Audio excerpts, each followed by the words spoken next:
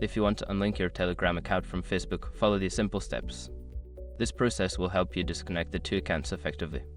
Step 1. Open Telegram. Launch the Telegram app on your mobile device or access it through the desktop version. Step 2. Go to Settings. In the app, navigate to the Settings menu. On mobile, tap on the 3 horizontal lines in the top left corner, then select Settings. On desktop, click on the 3 dots in the top left corner and choose Settings. Step 3. Select Privacy and Security. Within the Settings menu, find and tap on the Privacy and Security option. This section contains various privacy-related settings for your account.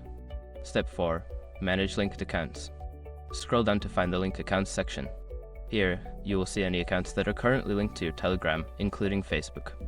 Step 5. Unlink Facebook. Tap on the Facebook account listed under Linked Accounts. You will see an option to unlink or disconnect it. Confirm your choice to successfully unlink your Facebook account from Telegram.